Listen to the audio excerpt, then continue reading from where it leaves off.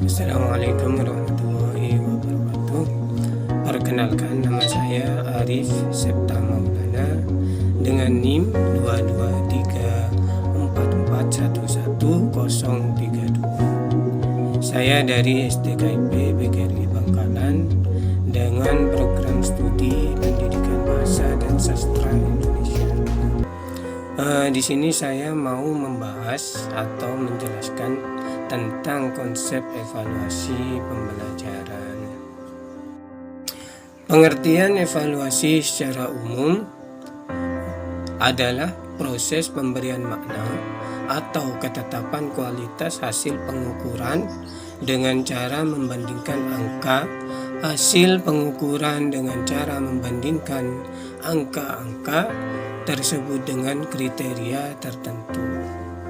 Evaluasi termasuk istilah yang sudah familiar dan tidak asing lagi, apalagi di bidang pendidikan. Untuk penilaian, konsep penilaian dalam bahasa Inggris dikenal dengan kata assessment, yang diartikan menilai sesuatu atau dapat diartikan sebagai proses menentukan nilai suatu objek. Penilaian adalah semua bentuk pengumpulan informasi oleh guru, kemudian dianalisis, disintesiskan, diinterpretasikan, dan digunakan dalam kelas untuk mengambil suatu keputusan. Sedangkan untuk pengukuran dalam bahasa Inggris dikenal dengan kata measuring, yang diartikan sebagai kegiatan yang dilakukan untuk mengukur sesuatu, yakni membandingkan sesuatu dengan kriteria atau ukuran tertentu, atau proses pemasangan fakta-fakta suatu objek ukur dengan satuan-satuan ukuran tertentu. Untuk selanjutnya saya menjelaskan tentang kedudukan evaluasi dalam pembelajaran. Evaluasi merupakan bagian dari proses yang tidak dapat dipisahkan dari kegiatan mengajar. Evaluasi memiliki 3 konsep, yakni memberikan pertimbangan, nilai, dan arti. Evaluasi lebih luas, ruang lingkupnya daripada penilaian. Sedangkan penilaian lebih terfokus pada aspek tertentu saja yang merupakan dari ruang lingkup tersebut. Untuk tujuan dan fungsi evaluasi sendiri dalam pembelajaran. Untuk tujuan sendiri evaluasi pembelajaran, yang pertama, untuk menghimpun bahan-bahan keterangan sebagai bukti mengenai taraf perkembangan atau kemajuan yang dialami siswa setelah mengikuti pembelajaran dalam waktu tertentu.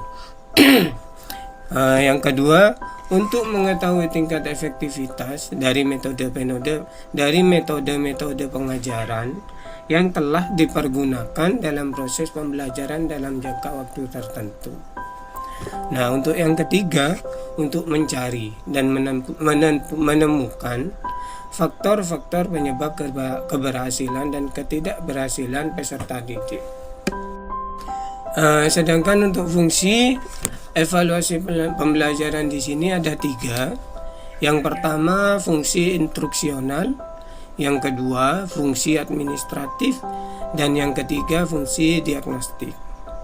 Untuk yang pertama adalah fungsi instruksional.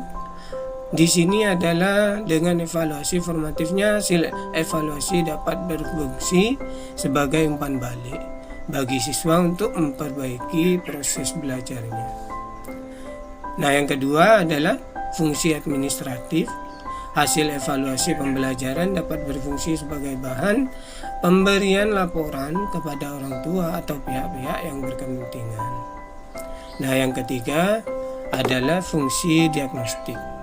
Untuk fungsi diagnostik adalah mengidentifikasi masalah atau kesulitan yang dialami oleh siswa dan sekaligus berfungsi untuk merencanakan tindak lanjut berupa upaya-upaya pemecahan masalah sesuai dengan masalah atau kesulitan yang telah diidentifikasi. Untuk selanjutnya, di sini ada ruang lingkup evaluasi pembelajaran. Menurut Benjamin S. Bloom, hasil belajar dapat dikelompokkan ke dalam 3 domain, yaitu kognitif, afektif, dan psikomotor.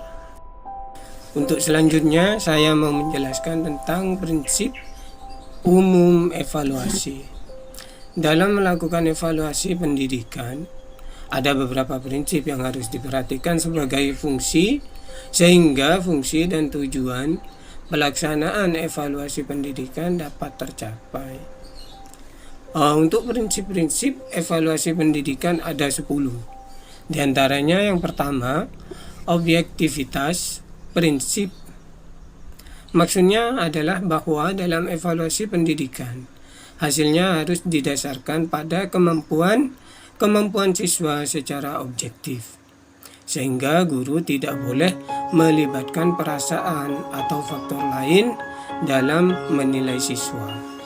Yang kedua adalah komprehensif. Komprehensif adalah bahwa penilaian harus dilakukan secara individu. Untuk yang selanjutnya di sini ada prinsip evaluasi pembelajaran. Nah, untuk prinsip evaluasi pembelajaran sendiri di sini ada beberapa faktor, ada beberapa prinsip yang harus diperhatikan agar fungsi dan tujuan pelaksanaan evaluasi pendidikan dapat tercapai dengan baik. Di sini yang pertama ada objektivitas. Objektivitas maksudnya adalah evaluasi dalam pendidikan hasilnya harus didasarkan pada kemampuan siswa secara objektif, sehingga guru tidak boleh melibatkan perasaan atau faktor lain dalam menilai siswa. Yang kedua ada komprehensif.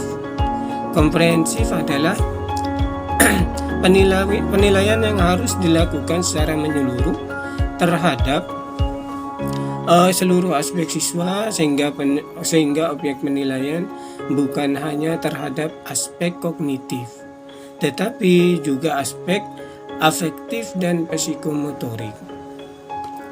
Yang ketiga, transparansi. Jadi untuk transparansi sendiri maksudnya adalah penilaian yang harus dilakukan secara terbuka, baik dalam proses penilaiannya maupun dalam penyampaian hasil penilaiannya. Yang keempat ada koherensi. Koherensi adalah proses penilaian yang harus memiliki kesesuaian antara soal sebagai alat evaluasi dengan seluruh unsur dalam proses pembelajaran, seperti misalnya tujuan pembelajaran, materi pembelajaran, metode pembelajaran, dan media pembelajaran, dan ada yang lainnya juga. Selanjutnya yang kelima ada kontinuitas. Kontinuitas di sini maksudnya adalah evaluasi pendidikan yang harus dilaksanakan secara berkesinambungan, tidak insidentil, terencana, dan sistematis. Yang keenam, di sini ada berkeadilan. Dalam prinsip evaluasi pembelajaran sangat penting dalam adanya keadilan. Maksud dari berkeadilan di sini adalah pelaksanaan evaluasi pendidikan harus mempertimbangkan keadilan terhadap siswa, baik dalam menentukan siswa yang akan dievaluasi maupun dalam menentukan cara melakukan evaluasinya. Yang ketujuh ada diskriminabilitas.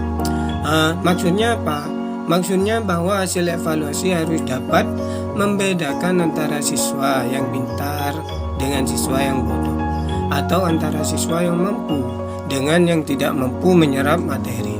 Salah satu contohnya, penilaian yang tidak diskriminable adalah siswa yang pintar dan yang bodoh memiliki nilai yang sama karena gurunya malas untuk mengoreksi. Yang kedelapan ada akuntabilitas.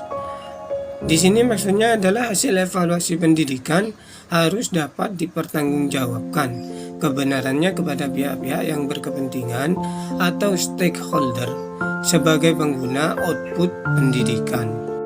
9. Validitas, maksudnya bahwa dalam evaluasi pendidikan harus menggunakan alat evaluasi tes maupun non-tes yang valid atau sahih. Dan yang terakhir di sini ada reliabilitas. Reliabilitas maksudnya reliabilitas di sini adalah hasil evaluasi pendidikan harus reliable dan terpercaya. Kenapa kok harus reliable dan terpercaya? Agar meskipun dilakukan berkali-kali evaluasi hasilnya relatif sama. Nah, dan yang terakhir untuk konsep evaluasi pembelajaran ada jenis evaluasi untuk pembelajaran tersendiri.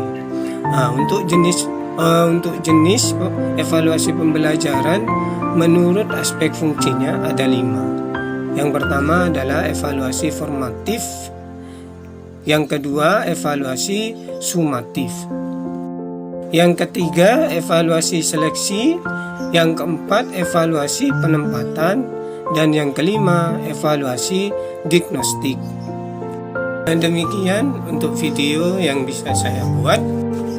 Terima kasih, semoga video ini bisa bermanfaat bagi teman-teman dan seluruh kalangan yang melihat video ini. Untuk kurang dan lebihnya saya memohon maaf.